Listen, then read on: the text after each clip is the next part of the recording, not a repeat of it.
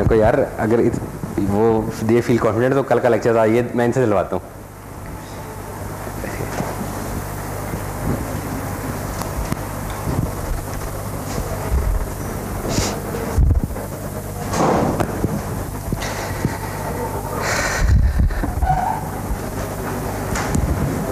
अच्छा जी, बिस्मिल्लाहिर्रहमानिर्रहीम। कल मैंने कोई दी थी असाइनमेंट थी आपको ट्राई करने के लिए? अच्छा, हाँ असाइनमेंट दी थी। मैंने कहा था ये वो सकड़दा लैब में बना के उससे खेलना। लैब हुई आज कि नहीं हुई? तो फिर कुछ छेड़ छुड़ के देखा, कुछ जो चीज़ एक्सपेक्ट कर रहे हैं वैसी ही होती है, कुछ और होता है? बिल्कुल में क्या चीज़ वो नहीं हुई?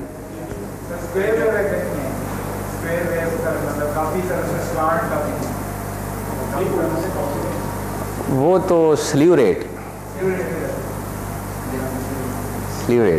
कितना आपने उसका 741 इस्तेमाल कर रहे थे?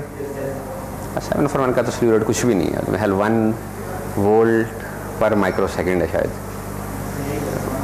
उसकी बजाय आप दूसरा इस्तेमाल कर लेते हैं ना, वो जो 318 LM318 है, उसका स्लीव रेट बेहतर है। तो 741 तुम 2 लगाए थे तो यार तुम एक चिप लगा लेते उसकी 318 की या 351 की, और उसमें आप आराम से लगाते हैं। उनका स्लीव रेट भी ज़्यादा है 741 से। तो आपको ज़रा, तो कौन था लैब में? किसने लैब करवाई आपको? इस आगे अकेला ही था? ये कह रहे हैं वो स्क्वायर वेव का स्लू रेट वाला इशू था या कोई और था? हाँ हाँ हाँ। क्या फ्रीक्वेंसी रखी थी? 1 किलो। 1 किलो में तो कुछ नहीं आना चाहिए था यार। 1 किलो तो तुम्हें ठीक ठाक मिल जानी चाहिए थी। स्लीव रेट कितना कर ख़राब करेगा उसको, क्योंकि 1 किलो हर्ट्ज़ का मतलब है कि आपका 1 मिली सेकेंड, और 1 मिली सेकेंड का टाइम पीरियड, उसमें अगर हाई टाइम मैं निकालूं तो चलो आधा हो जाएगा, 500 माइक्रो सेकेंड। तो 500 माइक्रो सेकेंड में तुम्हें कितनी कर वो स्लो मिली थी?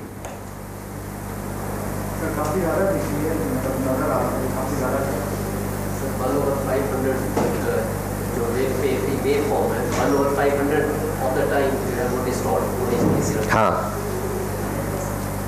इस आगे कह रहा है बच्चा कि जो इन्होंने लैब की उसमें वो जो स्क्वायर वेव, आपने वो सर्किट बनाया था जो स्क्वायर वेव ट्रायंगुलर वो आती है, कह रहा है स्क्वायर वेव जो है उसका वो राइज एंड फॉल स्लोअर था।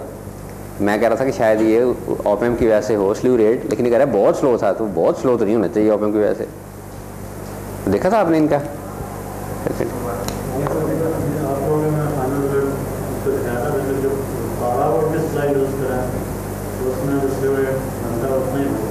कितना? तो नहीं किया हमने, उसके इसमें किया है कि स्टूडेंट को तकरीबन 1 वोल्ट पर माइक्रो सेकंड होता है। हाँ नहीं, ये मैं वही कह रहा हूँ कि या तो क्योंकि 1 किलो हर्ट्ज़ कह रहे हैं जी वेव जनरेट की, 1 किलो हर्ट्ज़ वेव जनरेट की, इसका मतलब टाइम पीरियड हुआ 1 मिली सेकेंड, और अगर स्क्वायर वेव का आधा पार्ट देखेंगे तो 500 माइक्रो सेकेंड। तो अब ये चीज़ तो थोड़ी सी समझ में आ सकती है इस तरह करके, और उसके बाद फिर ये तो वेवफॉर्म समझ में आ सकती है स्लीव रेट की वजह से। लेकिन अगर वो इससे ज़्यादा थी, अगर वो कोई इस तरह की चीज़ थी, फिर समझ नहीं आती। अच्छा 10 किलो के करीब थी, 10 किलो के करीब फिर ये हो सकता है, क्योंकि 10 किलो का मतलब होगा कि अब आपके पास ये जो है टाइम, ये टोटल 100 माइक्रो सेकेंड नहीं, हाँ ये टोटल टाइम 100 माइक्रो सेकेंड है, और उसमें ये टाइम 50 माइक्रो सेकेंड है। तो इसमें अगर आप 12 वोल्ट पे जा रहे हैं तो वो तकरीबन 1 वोल्ट पर माइक्रो सेकेंड है। इसका मतलब है कि यहाँ से यहाँ तक का टाइम जो है यही तकरीबन 10 से 12 माइक्रो सेकेंड होगा। तो उसमें इस तरह की चीज़ बन सकती है। मैं कह रहा था 1 किलो हर्ट्ज़ पे तो नहीं, स्लीव रेट इतना ख़राब तो नहीं करेगा, लेकिन एनीवे ठीक है।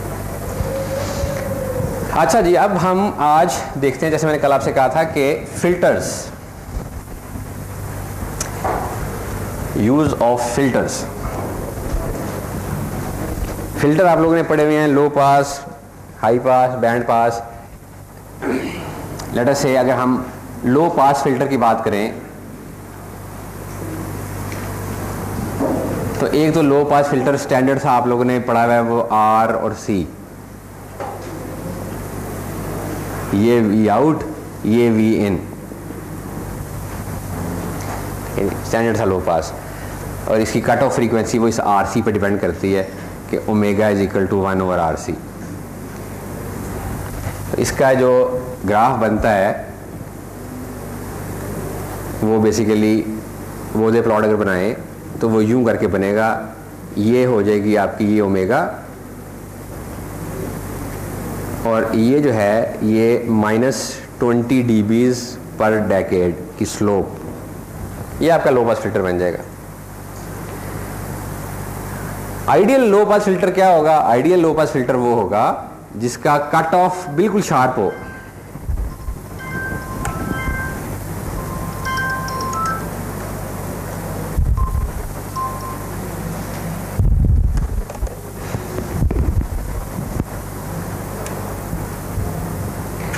तो ये this will be an ideal low pass filter, जो कि frequencies up to omega C तक सिग्नल को एज इज बाहर जाने देगा, लेकिन इससे हाई फ्रीक्वेंसी को खड़क करके बिल्कुल रोक देगा, जाने नहीं देगा। But this is ideal. हम इस आइडियल के पास तो अप्रोच कर सकते हैं। अब ये जो मैंने बनाया ये तकरीबन यहाँ करके है, इसकी स्लोप -20 dBs पर डेकेड, इसको हम फर्स्ट ऑर्डर फिल्टर कहते हैं। तो फर्स्ट ऑर्डर, अगर मैं इसका ऑर्डर बढ़ाऊं तो बेसिकली ये स्लोप बढ़ जाती है, ये ज़्यादा शार्प हो जाएगी। लेट अस से ये हो जाएगी -40 dBs पर डेकेड। ये इससे डबल हो गई तो इसे कहते हैं सेकंड ऑर्डर फिल्टर। तो ये कहलाएगा second order low pass filter. फिर अगर आप थर्ड ऑर्डर बनाएंगे तो वो और शार्प हो जाएगा, तो ये -60 dBs पर डेकेड, और ये थर्ड ऑर्डर फिल्टर कहलाएगा। इसी तरह से आप फोर्थ ऑर्डर बना सकते हो, वो और ज़्यादा। एज यू कैन सी, जितना ज़्यादा आप ऑर्डर बढ़ाते जाएं उतना आप आइडियल कर्व के पास अप्रोच करना शुरू कर देते हैं उसको। खैर, तो ये सारे जो हैं ये हमारे एक्चुअल प्रैक्टिकल फिल्टर्स हैं, और जो सॉलिड लाइन है ये आपको दिखा रही है आइडियल की। तो दिस इज द आइडियल। ये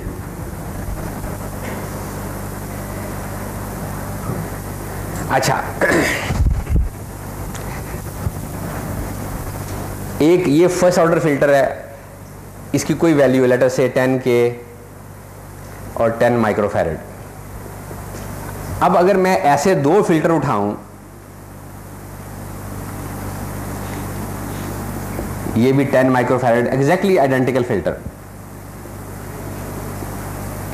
यही फिल्टर लूं, और इन दोनों को मैं अगर आपस में यूं जोड़ दूं और यहां से आउटपुट ले लूं, तो क्या ये सेकंड ऑर्डर बन जाएगा कि नहीं बनेगा? बन जाएगा। अच्छा, चलो पहले ये देखते हैं कि अगर सिर्फ ये हो तो इसके लिए what will be V out और वी इन का रिलेशन क्या होगा। इसको अगेन एस डोमेन में ले जाओ, ये बन जाएगा 1/CS। So 1/CS potential divider rule, R plus 1/CS into V in. तो जो V out of S over V in of S, ये बन जाएगा 1/RCS प्लस 1, या अगर RC इसमें से कॉमन निकाल के डिवाइड कर दें ऊपर नीचे, तो 1/RC and S plus 1/RC, ये चीज़ बन जाती है, ये इसका बन जाता है। अब अगर इसने सेकंड ऑर्डर होना है तो प्राइमरीली इसके नीचे आप समझ लो कि ये पूरी चीज़ का स्क्वायर हो जाना चाहिए। अगर ये n हो जाएगा तो ये nth ऑर्डर बन जाएगा।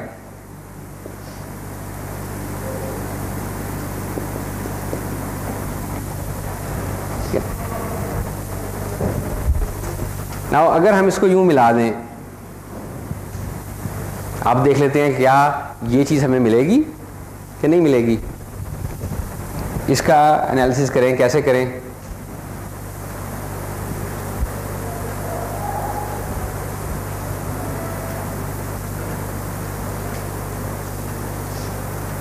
यहां से वी इन देनी है, यहां से वी आउट लेनी है।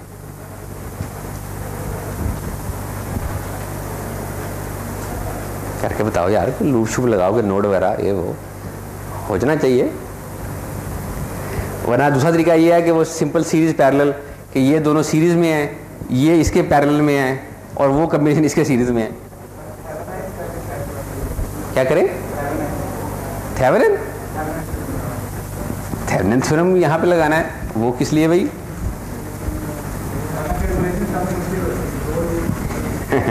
अच्छा, थेवेनिन का तो कुछ और पर्पस होता है, लेकिन एनीवे अगर हम इस सर्किट को रिड्यूस करें तो ये बनेगा जी V in. Now this is something that I am just doing to क्या लो कि for the sake of completion, वरना ये तो आप लोग खुद करोगे 1/CS। और इसके आगे मैं कह दूं कि जी यहाँ पे बेसिकली एक इम्पीडेंस लगी हुई है जो कि R + 1/CS, क्योंकि ये दोनों सीरीज में आ गए इसके लिहाज से देखें तो। अब ये और ये पैरेलल, तो इससे अगली स्टेज जो बनेगी वो ये बन जाएगी जनाब, ये R है, ये पॉइंट इसको मुझे A कहने दो, तो ये वाला पॉइंट असल में ये A है और ये पॉइंट जो है आपका ये B है। तो V आउट जो है वो B के ऊपर वोल्टेज है। तो अब आप यहाँ से लेके चलें इसको और इसको पैरेलल कर लो, तो यहाँ पे जो बन जाएगी इम्पीडेंस Z, ये हो जाएगी 1/CS in parallel with this R + 1/CS। अब हम इस पॉइंट A पर वोल्टेज निकाल सकते हैं कि पॉइंट A पे वोल्टेज जो होगी VA वो होगी this Z/R + Z into VN। जब आपको VA पता चल जाए, ये वोल्टेज पता चल जाए, तो अब आप यहाँ पे वोल्टेज आउटपुट पे निकाल सकते हो, क्योंकि अब ये पोटेंशियल डिवाइडर बन गया। तो हम ये कर सकते हैं कि जी VB जो है वो हो जाएगी 1/CS/R + 1/CS इंटू VA, और VA की जगह पे ये एक्सप्रेशन रख दें तो ये बन जाएगा Z/R + Z इंटू VN। यहाँ से this VB is actually V out, तो यहाँ से आप V आउट ओवर VN इसका ट्रांसफर फंक्शन निकालेंगे, वो बन गया ये 1/CS into Z/R + 1/CS into R + Z। तो इसको ज़रा सॉल्व करके देखना ना कि ये फॉर्म देता है, यहाँ पे 2 आएगा, ये चीज़ आती है? नहीं आएगी, करके देखना, ये नहीं आएगा। उसकी वजह क्या है? उसकी वजह यह है कि जब आपने इस सर्किट को अकेला निकाला था तो इसकी यहाँ पे आउटपुट सिंपल पोटेंशियल डिवाइडर बन के आ गई थी, लेकिन अब जब ये हमने मिला दिया है तो अब इस जगह पे वोल्टेज जो है वो सिर्फ इस और इसकी वजह से पोटेंशियल डिवाइडर नहीं बन रहा, अब ये चीज़ इसके पैरेलल में आके इसकी वैल्यू को मॉडिफाई कर रही है। इससे हम कहते हैं लोडिंग, कि अगला सर्किट जो है जिसका कनेक्शन यहाँ लगा रहे हैं वो पिछले को लोड कर रहा है। अगर आप लोडिंग ख़त्म कर सकें फिर ये काम हो सकता है। लोडिंग ख़त्म करने के लिए एक मैंने तरीका आपको बताया था, और पैंप लगाएं। अगर आप यहाँ पे एक यूनिटी गेन बफर लगा देंगे, ये अब आगे जो मर्जी लगाएं उसका इफेक्ट यहाँ नज़र नहीं आना। नाउ वी आउट और वी इन का रिलेशन यही बनेगा। तो एक तरीका तो ये हो सकता है कि जनाब आपने सेकंड ऑर्डर बनाना है, एक ऑप एम्प लगाएं, एक उससे पहले लगाएं, एक उसके आगे लगाएं। अब जो इसके साथ आगे आप यहां लोड लगाओगे वो इसको लोड करना शुरू कर देगा, तो इसके आगे भी एक,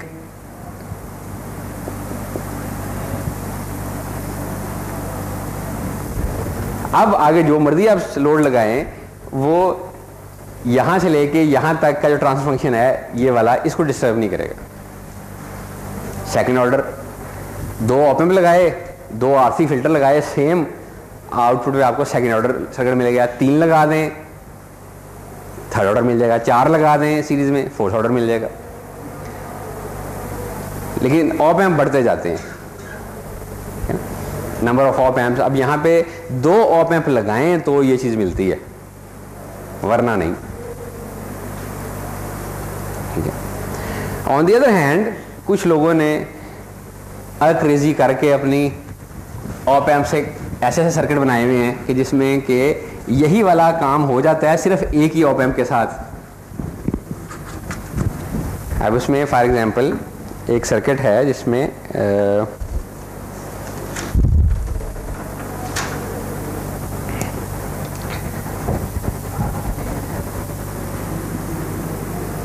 इसे हम बटरवर्थ फिल्टर कहते हैं। बटरवर्थ लो पास फिल्टर, और ये सेकंड ऑर्डर फिल्टर है, यानी इसकी जो स्लोप है वो -40 dB पर डेकेड है।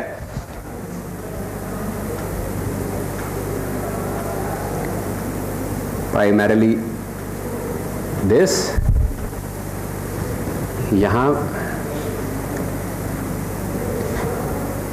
ये एक तो वही पुराना आरसी जो हमने वहां लगाया था, लेकिन इसके साथ वो एक और गेम करता है कि यहां एक और यही वाला आर लगाता है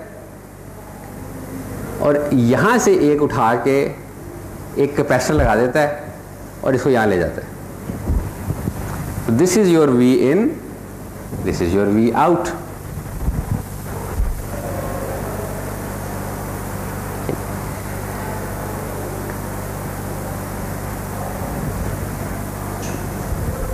अब जरा इसका एनालिसिस करो। मतलब आपको किसी ने ये सर्किट दिया और उसने कहा कि जनाब ये second order low pass filter है। आप कहते हैं मियाँ अगर second order low pass filter है ना तो इसका ट्रांसफर फंक्शन जो है वी आउट और वी इन वो ये होना चाहिए। क्या ये है? उसके लिए ट्राई टू सॉल्व इट। कैसे एनालिसिस करेंगे? भाई सीधी सी बात, ये तो कुछ भी नहीं है, ये तो सिर्फ यूनिटी गेन बफर है। ये क्या कह रहा है आपको? चूंकि नेगेटिव फीडबैक है तो ये आपको सिर्फ ये कह रहा है कि भाई ईडी इज 0। तो इस जगह के ऊपर वोल्टेज है वी आउट, यहां क्या वोल्टेज होगी? क्या है?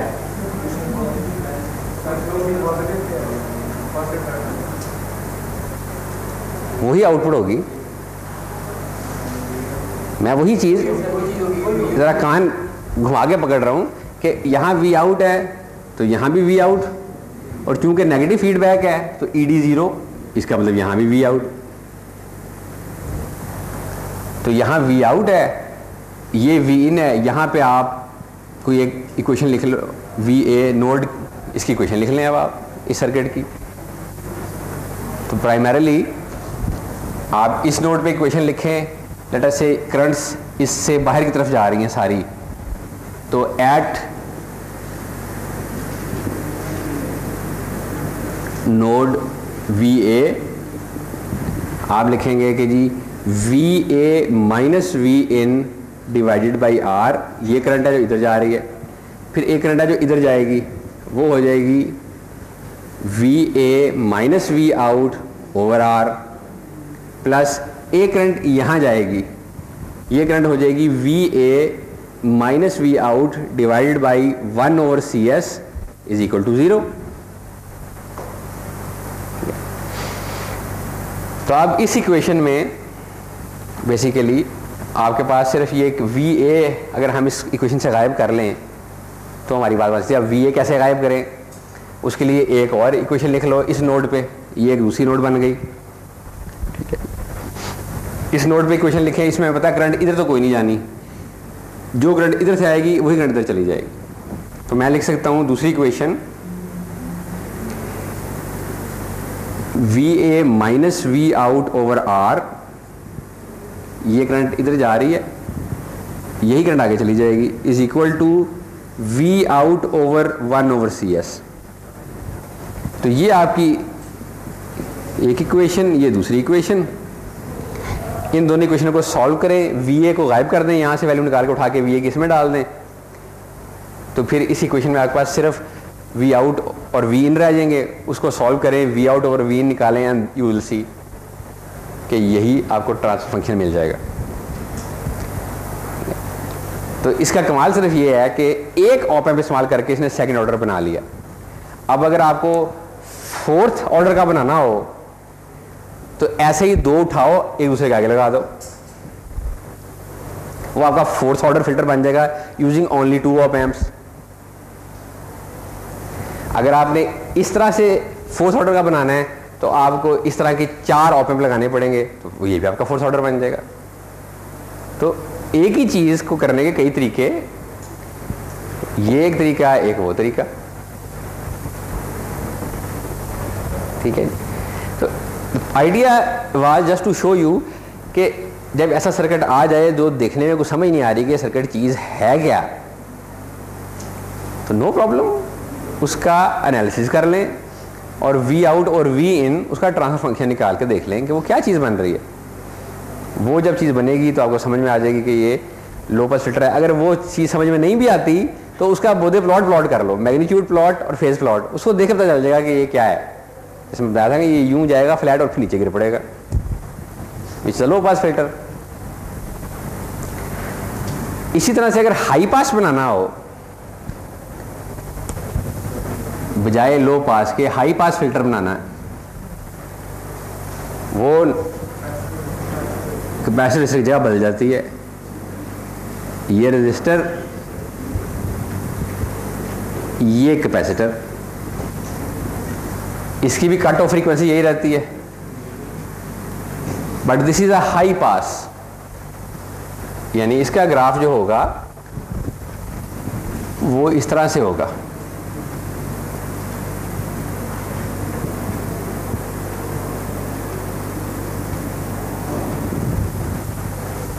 ये अगेन इतनी शार्प कर्व, ये आइडियल की है,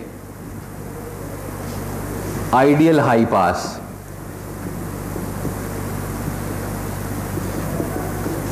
जो रियल होंगे उनकी स्लोप आहिस्ता आहिस्ता करके यूं जाएगी, ये cut off frequency. Now this will be a slope 20 dB, again first order filter.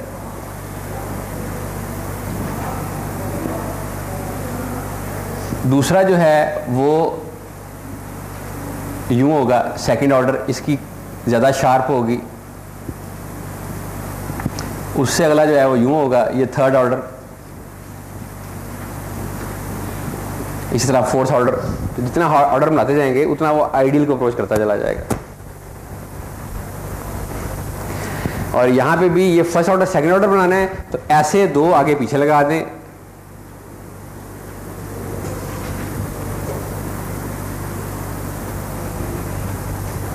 ये सेकंड ऑर्डर बन गया।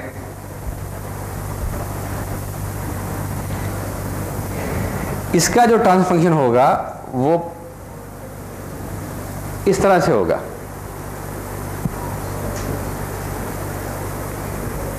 ठीक है जी।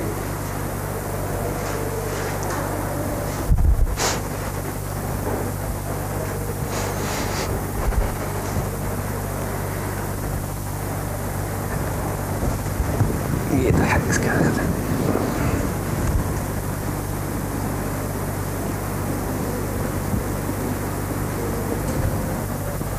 ना। इसी तरह से अगर इसकी बजाय ये आ जाए बटरवर्थ के ऊपर, तो बटरवर्थ के ऊपर भी लो पास फिल्टर को हाई पास में कन्वर्ट कर दें, कैसे जैसे वहां किया है। आर की जगह पे सी की जगह पे आर।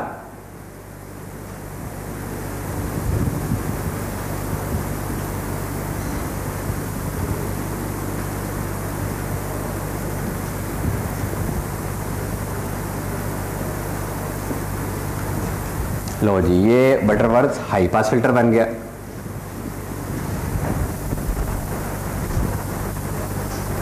इसका एनालिसिस भी इसी तरह कर लो जैसे इसका किया था दूसरे का। इक्वेशन लिखें एंड कन्विंस योर सेल्फ कि ये आपको वही चीज़ दे देगा, वो ट्रांसफर फंक्शन। अगेन अगर फोर्थ ऑर्डर बनाना है ऐसे दो आगे पीछे लगा दो। थर्ड ऑर्डर बनाना है इसके आगे एक ये टुकड़ी लगा दें, ये वाली, तो थर्ड ऑर्डर बन जाएगा।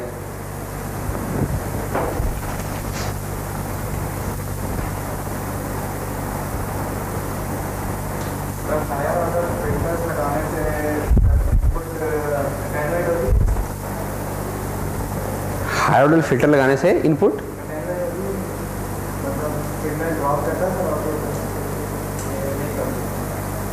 पास बैंड में उसका गेन 1 है, हर स्टेज का गेन 1 है, तो 10 दफ़ा ही 1 को मल्टीप्लाई करोगे आपस में तो 1 ही रहेगा। तो बेसिकली पास बैंड में फ़र्क नहीं पड़ेगा। हाँ ये देखें, पास बैंड से जब बाहर निकलेंगे आप तो फिर इस फ्रीक्वेंसी के ऊपर अगर फर्स्ट ऑर्डर था तो आउटपुट ये आ रही होगी, सेकंड ऑर्डर था आउटपुट ये आ रही होगी, थर्ड ऑर्डर था आउटपुट ये आ रही होगी, क्योंकि जहाँ पे आपने सिग्नल को रोकना है वहाँ पे ये जितने हायर ऑर्डर होगा उतनी तेज़ी से वो उस फ्रीक्वेंसी के आउटपुट को अटेन्यूएट करेगा।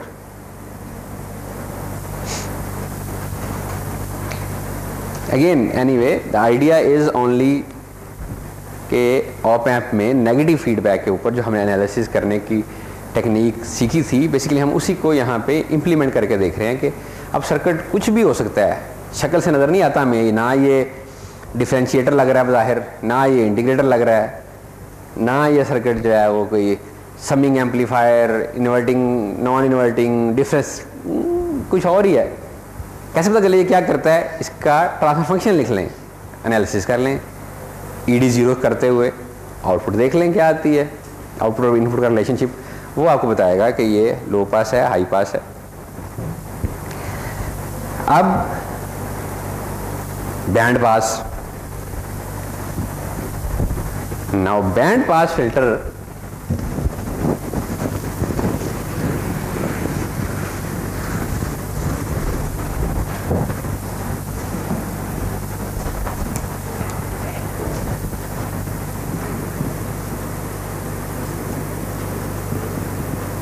Band pass filter, band pass filter क्या करता है कि एक सर्टेन बैंड ऑफ फ्रीक्वेंसीज को पास करने देगा, बाकियों को रोक देगा। तो इसका समझें आपके ये ट्रांसफर फंक्शन है, इसको हम कहते हैं लोअर कट ऑफ फ्रीक्वेंसी या लोअर क्रिटिकल फ्रीक्वेंसी, इसको कहते हैं अपर कट ऑफ फ्रीक्वेंसी या हायर कट ऑफ फ्रीक्वेंसी। ये कहलाता है आपका pass band.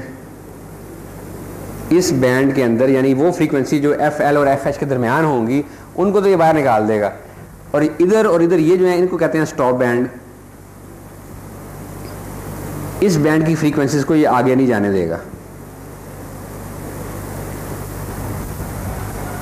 But this is again, क्योंकि वेरी शार्प एज है between stop band and pass band, it is again ideal. Real क्या होगा? रियल बेचारा यूं होगा, यूं करके। अब ये अगेन फर्स्ट ऑर्डर होगा, अगर इसकी स्लोप हम बढ़ा देंगे तो ये यूं करके हो जाएगा, ये सेकंड ऑर्डर हो जाएगा। अगर मजीद आप आइडियल के पास जाना चाहते हैं तो इसकी और स्लोप बढ़ा देंगे। This will be done by making it a third order filter, फिर फोर्थ ऑर्डर, तो ये आइडियल के करीब होता चला जाएगा।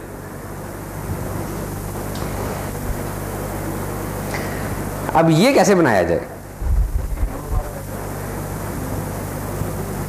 जी एक लो पास लगा दें, एक हाई पास लगा दें। पहले कौन सा लगाऊं, बाद में कौन सा लगाऊं?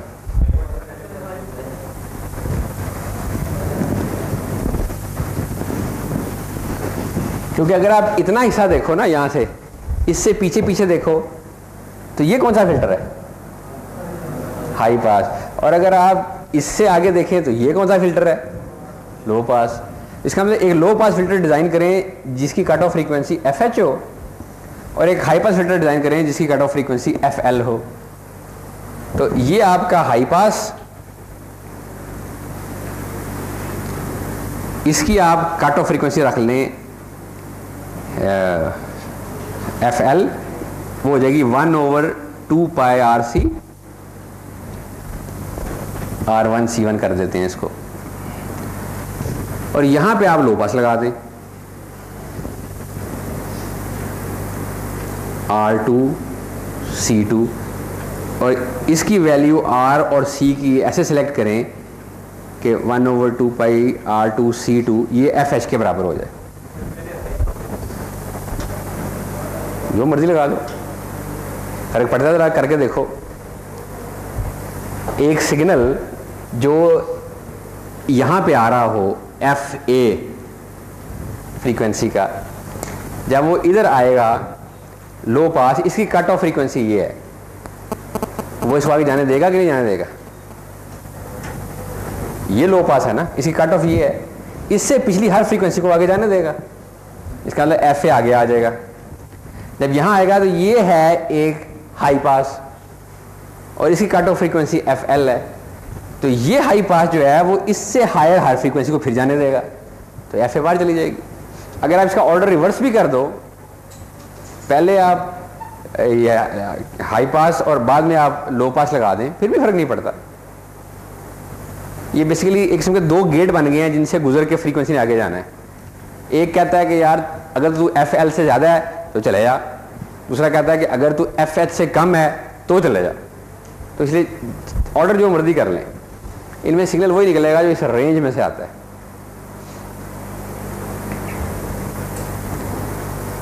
अच्छा, अगेन हमें दो ऑप एम्प की ज़रूरत पड़ी। इसी तरह से वो बटरवर्थ भाई साहब जो हैं उन्होंने एक और इसका भी फिल्टर बनाया हुआ है।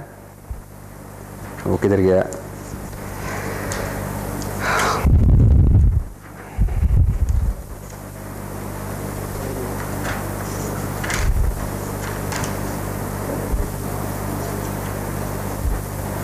लो जी, वो मैं आपको इधर सर्किट बना देता हूँ, इसके ऊपर ही बना देता हूँ।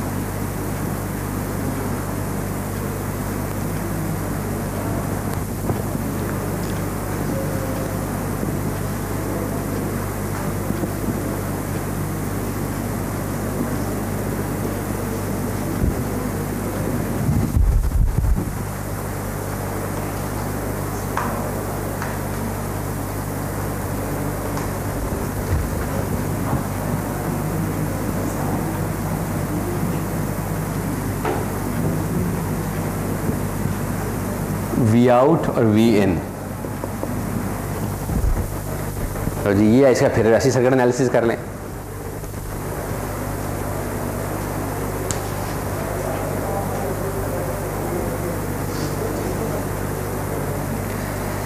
इसकी भी उस तरह से एक इस नोड पे इक्वेशन लिखें, क्योंकि यही एक नोड बन रही है।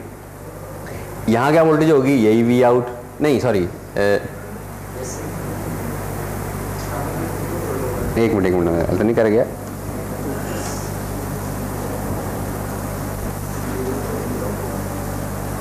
ओह सॉरी, हाँ ये यहाँ पे भी एक रजिस्टर है। इस रजिस्टर के बगैर खराबी क्या थी वैसे? हाँ, इस जीरो के बगैर खराबी ये थी कि एक तरफ नेगेटिव फीडबैक है जो कहती है कि यार यहाँ पे ED 0 होना चाहिए, और अगर यहाँ 0 है तो यहाँ 0 होना चाहिए। दूसरी तरफ ये चूंकि एक शॉर्ट था, वो कह रहा है जी आउटपुट जो है वही यहाँ होनी चाहिए, तो इसका मतलब आउटपुट सिर्फ 0 ही हो सकती है और तो कुछ भी नहीं हो सकती। तो basically now this is a resistor here. क्या हुआ? हाँ, ये तो जिस तरह अब इन्वर्टिंग एम्पलीफायर नहीं बनता, ये उस तरह की चीज़ बन गई है, ये तकरीबन उस तरह की चीज़ बन गई है कि उसमें इन्वर्टिंग एम्पलीफायर में ये होता है और उसके बाद यहाँ रजिस्टर होता है, लेकिन अब यहाँ रजिस्टर की बजाय एक जंगल बन गया है। तो ठीक है, इसका एनालिसिस वैसे ही करें कि जी यहाँ पे चूंकि नेगेटिव फीडबैक है, यहाँ ज़ीरो है, यहाँ ज़ीरो है। अब एक इस नोड की इक्वेशन लिखें जो कहेगी कि जी ये करंट प्लस ये करंट प्लस ये करंट प्लस ये करंट, ये सारी करंट जो है इनका समेशन ज़ीरो है। और एक दूसरी इक्वेशन लिखेंगे आप कि जो करंट यहाँ से इधर आ रही है वही करंट आगे जा रही है। दो इक्वेशन बन जाएंगी, उनमें से VA गायब करें, इस पॉइंट की वोल्टेज गायब करें और V इन और V आउट आपके पास आ गया। उसका एक्सप्रेशन लिख के देखें। So the idea again is कि यार इस सर्किट को ना सॉल्व करना सीखें। आप में से अक्सर लोग इसमें एक जो शायद गलती करें वो इसको सिर्फ ये नोड ले लें। ये नोड नहीं बनती। आपने सर्किट एनालिसिस पढ़ा हुआ है, उसमें हर वो जगह जहाँ 3 या 3 से ज़्यादा तारे मिलें वो नोड बनती है। तो इसलिए एक तो ये जगह जहाँ पे नोड बन रही है और एक ये जगह, यहाँ पे भी 3 तारे हैं, 1 2 3, तो 2 नोड बन रही हैं। 2 नोड की इक्वेशन लिखें, सर्किट सॉल्व।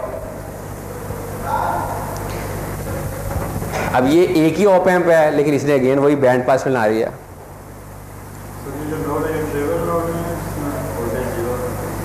ट्रिवियल नोड तो है, लेकिन अगर आपने V इन और V आउट का रिलेशन निकालना है फिर आपको ये करना पड़ेगा, वरना यहां की वोल्टेज VA गायब नहीं होगी। तो अननोन वोल्टेज अगर बात करें तो इस की बात ठीक है कि अननोन तो सिर्फ एक ही है, इस पॉइंट की वोल्टेज हमें नहीं पता, इसकी तो पता है 0 है। लेकिन हम जो एक्सप्रेशन बनाना चाह रहे हैं V आउट और V इन, उसमें जो यहाँ पे अगर VA नोड ले लेंगे तो VA वोल्टेज को कैसे गायब करेंगे, उसके लिए एक और इक्वेशन चाहिए जिसमें VA आ रहा हो। वो इक्वेशन यहाँ से मिलेगी आपको। अच्छा, अब इसी तरह चौथा बैंड स्टॉप। बैंड स्टॉप जो है वो समझो कि इससे उल्ट है। इट इज समथिंग लाइक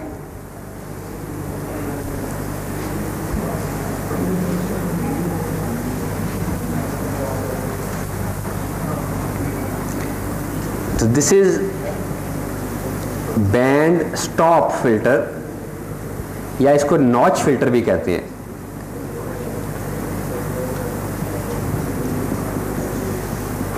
ये बेसिकली FL और FH के दरमियान वाली फ्रीक्वेंसी जो है उनको नहीं गुजरने देता, बाकियों को गुजरने देता है। तो this is the stop band.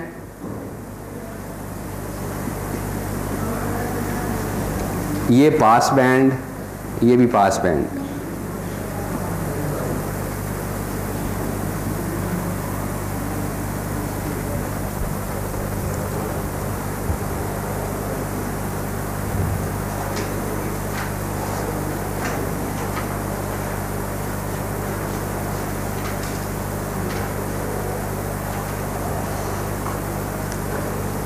ये कैसे बनाएं?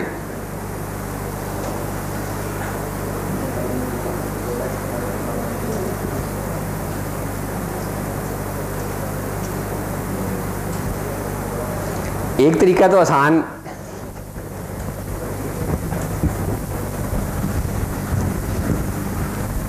यहां हमने एक लो पास और एक हाई पास लिया था और दोनों को सीरीज में दे दिया था।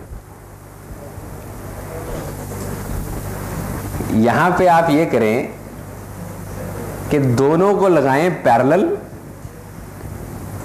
और इन दोनों की जो आउटपुट है ना उसे निकाल के एक समर में दे दो।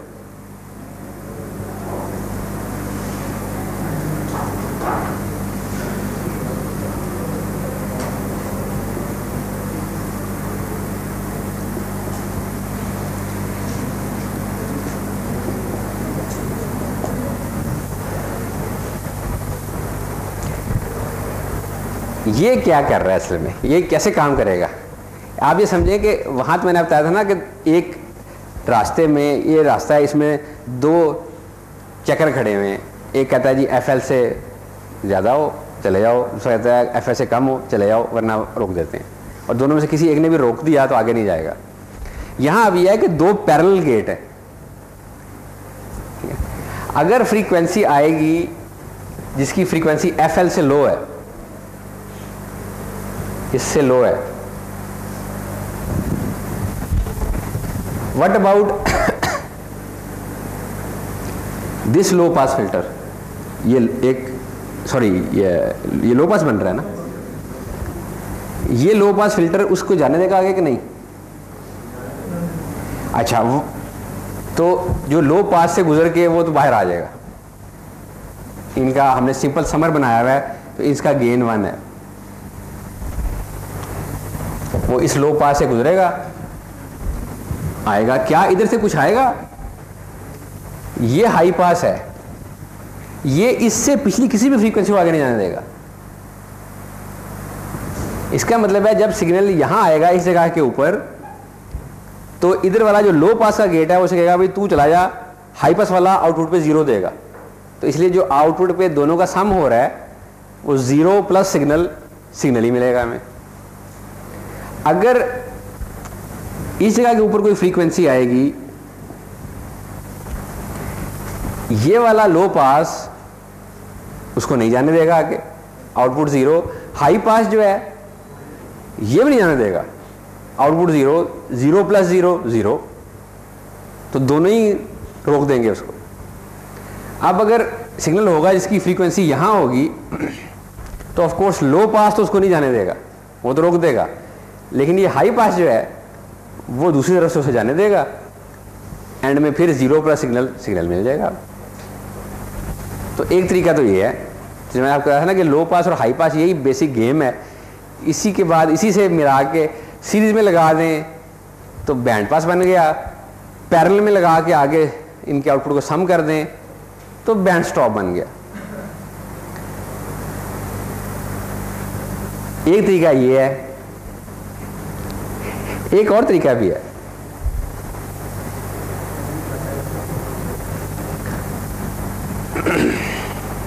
क्या तरीका है?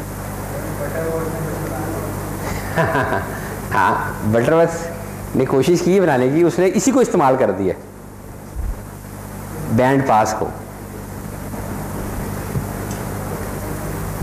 बैंड पास को उसने कैसे इस्तेमाल किया?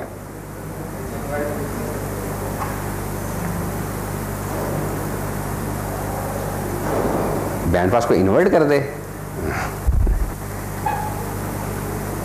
इन्वर्ट करके तो सिर्फ सिग्नल इन्वर्ट होता है ना, उसकी फ्रीक्वेंसी जिसे नहीं जाने देनी वो नहीं जाने देनी, तो वो तो नहीं बात बनेगी।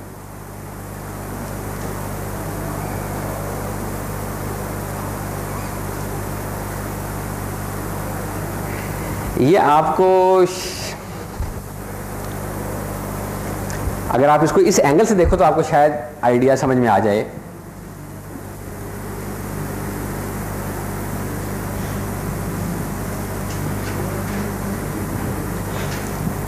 ये कौन सा फिल्टर बना? Band pass. मैंने सिर्फ इसमें डीसी लेवल दे दिया, इसका एक गेन दे दिया, इसको ऊपर शिफ्ट कर दिया, और तो कुछ भी नहीं हुआ।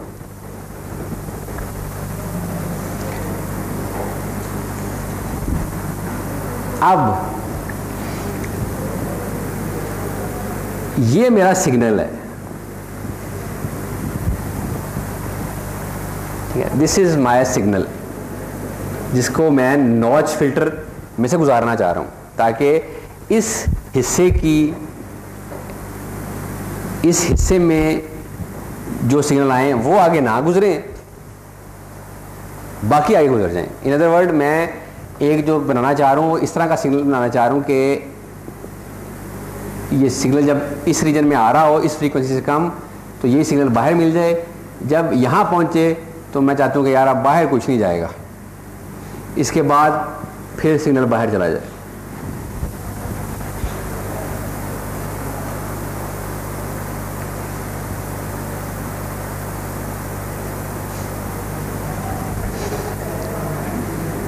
अगर मैं इस बटरवर्थ सिग्नल की आउटपुट को इन्वर्ट करके इस सिग्नल में ऐड कर दूं, यानी ये सिग्नल यहाँ आ रहा है, यही सिग्नल जाए बैंड पास फिल्टर में, और जब यहां से निकले तो मैं उसको -1 से मल्टीप्लाई कराऊं ताकि वो इन्वर्ट हो जाए, और इसको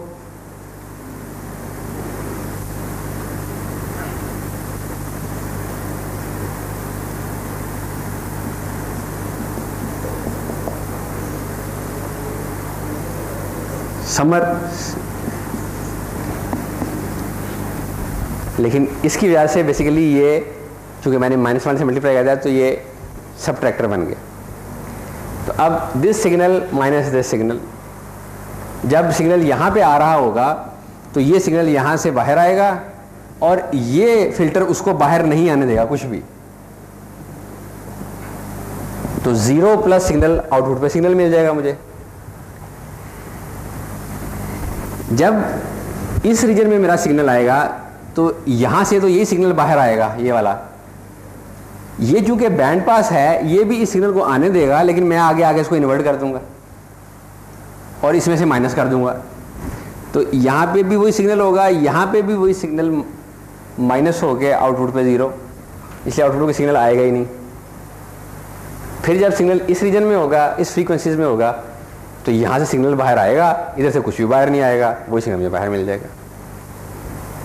तो basically notch filter band pass filter से ही बना सकते हैं, just by subtracting the output of band pass filter from original signal.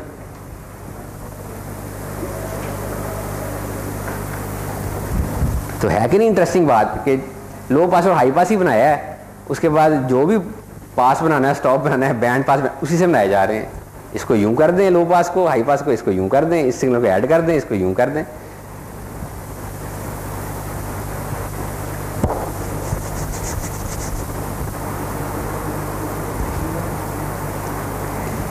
ना द आइडिया इज कि चाहे आप वो सर्किट देखो, चाहे आप ये सर्किट देखें, चाहे आप ये सर्किट देखें, जब आप इनका एनालिसिस करने लगते हैं ना, तो पहली कोशिश ये होनी चाहिए कि जो एक ऑप एम्प है उसके साथ जो सर्किट बना हुआ है, ज़रा ट्राई टू आइडेंटिफाई कि वो क्या है। जैसे मैं इस सर्किट को जब देखूंगा तो मैं कह सकता हूँ कि यार ये तो बन गया है यहाँ से आगे एक सिंपली इन्वर्टिंग समर।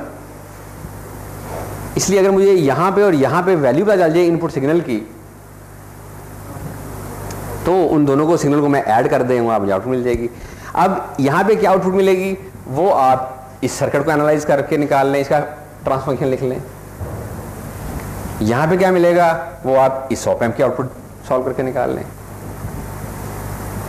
इसी तरह अगर आप इस सर्किट एनालिसिस कर रहे होंगे तो एक ऑप एम्प यहाँ लगा हुआ है, आप फिर देखते हो कि यार ये अगेन इन्वर्टिंग समर है of a voltage here and here. तो यहाँ पे वोल्टेज क्या है वो तो हमें पता है, यहाँ पे वोल्टेज क्या है, अब आप इसका का एनालिसिस कर लेते हैं पीछे। तो इस तरह से स्टेजेस में आप for op amp, each op amp जिसका आप कॉन्फ़िगरेशन रिकग्नाइज कर सकें, उसके लिए तो आपको पता चल जाता है कि ये समर है, ये से इन्वर्टिंग एम्पलीफायर है, ये नॉन इन्वर्टिंग एम्पलीफायर है। उसके हिसाब से उसके अलावा जो इस तरह की चीज़ें बने जो बाहर समझ ही ना आ रहा हो कि ये क्या चीज़ है, वहाँ फिर जैसे मैंने आपको बताया कि नोड वोल्टेज लिखें, एज्यूमिंग ईडी इज 0 क्योंकि नेगेटिव फीडबैक है, उसका एनालिसिस करके इनपुट आउटपुट का एक्सप्रेशन निकाल लें।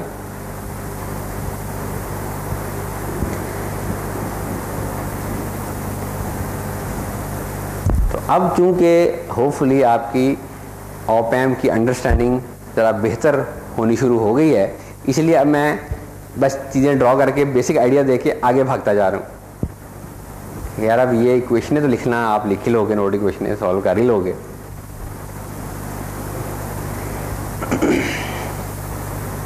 कोई क्वेश्चन?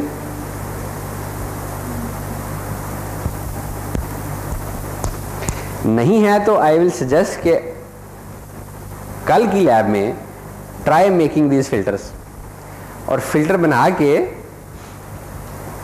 कैसे उसकी टेस्टिंग की जाए। एक तरीका तो यह है कि सिग्नल जनरेटर से साइन वेव पकड़ें, उसका एक सर्टेन एम्पलीट्यूड रखें और आउटपुट स्कोप पे लगा के देखें कि जी इनपुट की एम्पलीट्यूड इतने वोल्ट था, 10 वोल्ट था, फ्रीक्वेंसी 1 किलोहर्ट्ज़ थी, आउटपुट पे जो वेव आ रही है उसका फेज शिफ्ट कितना है और उसका मैग्नीट्यूड कितना है, ठीक है। तो उससे आप वी आउट और वी इन करके उसका गेन भी निकाल लोगे, ठीक। आउटपुट कितनी कम हुई इस फ्रीक्वेंसी के ऊपर और कितना फेज शिफ्ट आया, तो एक टेबल बन जाएगा। फिर आप फ्रीक्वेंसी बढ़ाएंगे, उसके कॉरस्पॉन्डिंग अब आप देखेंगे कि आउटपुट को क्या हुआ है, उसका मैग्नीट्यूड क्या और उसका फेज डिफरेंस क्या। तो इस तरह डिफरेंट 1 किलोहर्ट्ज़ पे, 2 पे, 5 पे, 10 पे, जिस तरह से भी जो आपने कट ऑफ फ्रीक्वेंसी रखी हो उसके आगे पीछे ज़रा फ्रीक्वेंसियाँ लेकर स्वीप देना और देखें कि क्या आपको बिहेवियर मिलता है। फर्स्ट ऑर्डर बनाएं, 2 फर्स्ट ऑर्डर को कैस्केड कर दें, सेकेंड ऑर्डर बन जाएगा। अब देखें क्या हुआ, एक और लगा दें इसी 318 या 351 ऑप एम्प इस्तेमाल कर लें, एक ही पैकेज में 4 होते हैं, तो आप आराम से कैस्केड करते जाओ, देखते जाओ। वो सिंगल वाला है, चलो 351 इस्तेमाल कर लें। नहीं मिला था, ऐसा हुआ ही नहीं था। खैर एनीवे फिर जो अवेलेबल है उसको लेके, क्योंकि इसमें तो इतना स्लीव रेट का इशू नहीं है, इसमें तो आपने बेसिकली 2 ऑप एम्प पे जा सकते हैं आप। यानी एक ऑप एम्प लें, उससे पहले तो बनाएं फर्स्ट ऑर्डर, ठीक है। फिर दूसरा ऑप एम्प लें, उससे बनाएं सेकंड ऑर्डर बटरवर्थ। फिर इन दोनों को सीरीज में लगा दें, थर्ड ऑर्डर बन गया। फिर जिस ऑप एम्प के साथ फर्स्ट ऑर्डर बनाया था उसी के साथ एक और बटरवर्थ बना लो, दोनों को कैस्केड कर दो, फोर्थ ऑर्डर हो गया। तो try playing with it, try to see कि यार ये क्या, इसकी शक्ल क्या बनती है। जो ग्राफ मैंने बनाए थे इसका रोल ऑफ शार्प पता चला जाता है, वो देखो। और फिर जो मैंने आपसे एक बात कही थी कि जो पिछला आपने ऑसिलेटर बनाया उसमें आपको स्क्वायर वेव मिल गई, उसमें आपको ट्रायंगुलर वेव मिल गई। Now if we want to get sine wave, तो उसके आगे फ़िल्टर लगा दो। आप अपना जो फ़िल्टर बनाओ वो बनाओ ही ऐसा जिसकी कट ऑफ फ्रीक्वेंसी जो है वो आपका जो सिग्नल जनरेट कर रहे हैं उसके हिसाब से सूटेबल हो। तो वो आपकी स्क्वायर वेव या वो आपकी ट्रायंगुलर वेव जब उसमें से गुजरेगी, आउटपुट पे आपको साइन वेव मिल जाएगी।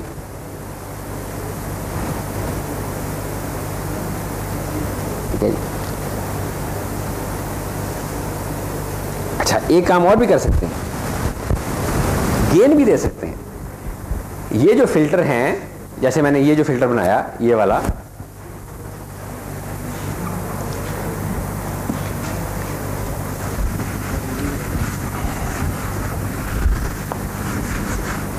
ये फिल्टर बनाया, तो ये फिल्टर तो बन गया जी सिंपली लो पास। इसने तो सिर्फ बफरिंग की है ना, असल फिल्टर तो यही रहा। तो ये फिल्टर जो है इसमें तो कभी भी आउटपुट इनपुट से ज़्यादा नहीं हो सकती, हमेशा कम ही होगी। अगर आप इसको चाहें कि नहीं यार इसको गेन दिया जाए, इसको बढ़ाया जाए, तो भाई इसी ऑप एम्प को ये कर दो। ये क्या बन गया, अब नॉन इन्वर्टिंग एम्पलीफायर बन गया।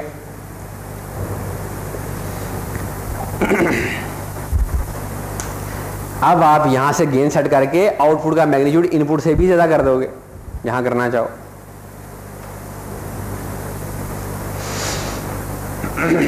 तो इस तरह से जहां जहां पे हमने जो बाकी भी फिल्टर बटरवर्थ वगैरह के बनाए, जिसमें कि यहाँ पे हमने ऑप एम्प को सिर्फ एज आ बफर यूज़ किया था, उसकी पॉजिटिव इनपुट दे रहे थे और नेगेटिव को आउटपुट से शॉर्ट कर दिया था, उसमें आप बजाय सिंपल बफर यूनिटी के गेन भर के यहाँ रेजिस्टेंस की वैल्यू डाल दो तो आपको गेन भी मिल जाएगा। तो फिल्टर का फिल्टर और आउटपुट आप अब जो मर्जी से सेट करना चाहें उसका लेवल वो सेट कर देंगे। सो यू सी नाउ ये जो ऑप एम्प है इसके साथ ये जो छोटे छोटे हमने सर्किट पड़े हैं, ये they become the building block. Summer बनाना है उससे बना लिया, 2 सिग्नलों को माइनस करना है उससे बना दिया, फिर आपने लेटर से वो जैसे मिक्सर मैंने बताया था साउंड सिस्टम के साथ वो बना दिया, डिफरेंशिएटर इंटीग्रेटर फिल्टर बना दिए। अब आपके स्टीरियो जो होता है एम्पलीफायर्स, उनमें जिनमें इक्वलाइज़र लगा होता है, अब वो इक्वलाइज़र क्या कर रहा होता है, इक्वलाइजर क्या करता है, किसको शौक हो अगर म्यूजिक से रहा हो, उसमें भी वो बटन होते हैं ऊपर नीचे, जो सिंपल घरों में मिलते हैं वो तो उसमें वो बैस और ट्रैबल और एक मिड रेंज, ये 3 कंट्रोल होते हैं। लेकिन जो ज़रा प्रोफेशनल हैं उनमें कोई 8-10 बटन होते हैं ऊपर नीचे करने। मुख्तलिफ फ्रीक्वेंसीज को गेन देना होता है ना। तो अब वो कैसे बनता है, वो इन फिल्टर से बनता है। आपका सिग्नल आया है, आपने आगे लगा दिया लो पास फिल्टर, यानी वो कैसे बनता है इक्वलाइजर,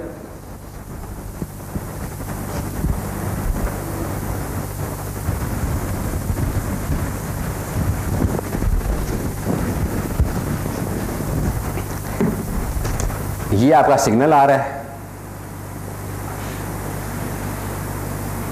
इसके आगे जो मैंने बताया ना कि आम होते हैं, उसमें तो यहाँ पे आप एक लो पास फिल्टर लगाएं, इसका गेन भी होगा और ये आपको दे देगा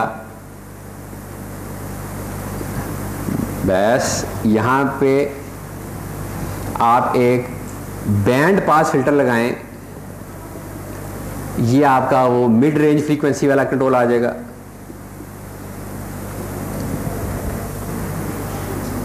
और यहाँ पे आप हाई पास लगाएं तो ये आपका ट्रेबल आ जाएगा।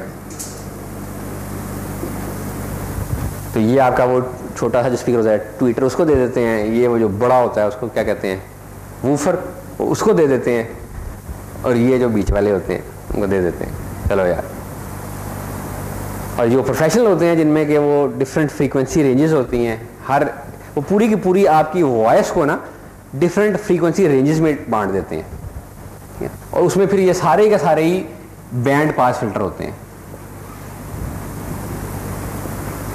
इस तरह के नॉर्मली वो फिर 8 से 10 फिल्टर लगे होते हैं।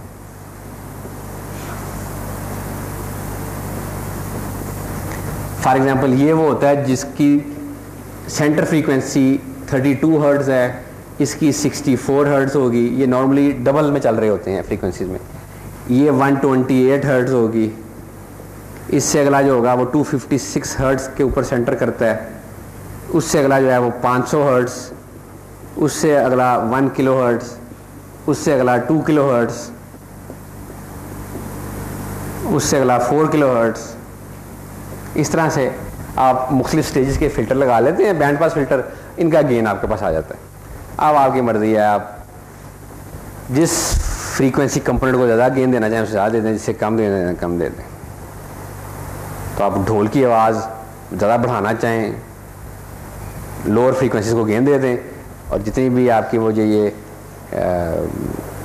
गिटार स्टार और पियानो शानो, इनकी आवाज़ बिठानी है, हाई फ्रीक्वेंसी का गेन कम कर दें। अदरवाइज़ वो दूसरा काम करना है तो दूसरा काम कर लें। ढोल की आवाज़ कम और वो झनकार जो होती है वो ज़्यादा। So it is all this filters with gains.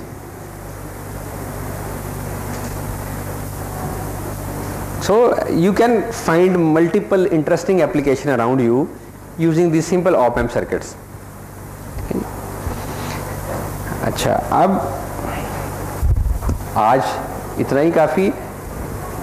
कल जैसे मैंने कहा कि आप इसको ज़रा कोशिश करो। कल विल मीट इंशाल्लाह एट 10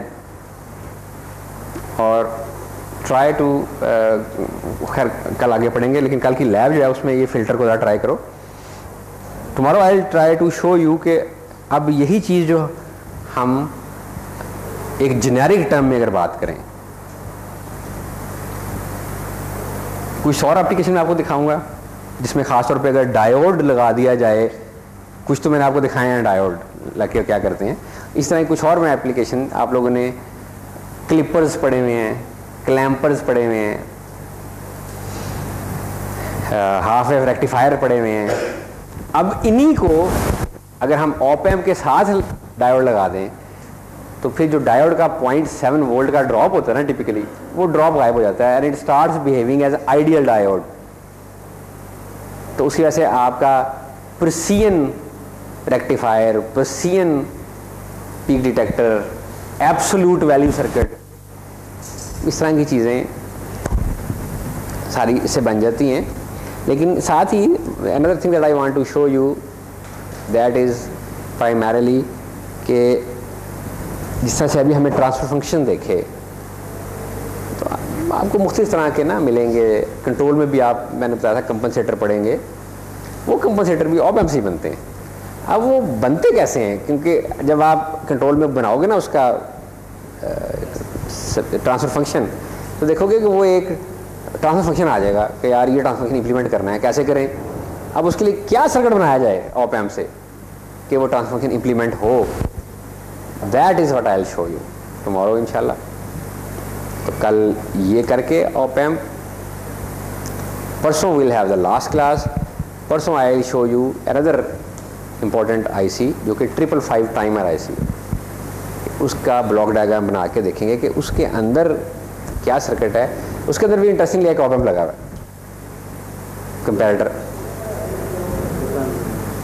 उसके अंदर भी एक ऑप एम्प घुसा पड़ा हुआ है, और उसके साथ वो क्या करता है, वो भी कमाल करता है।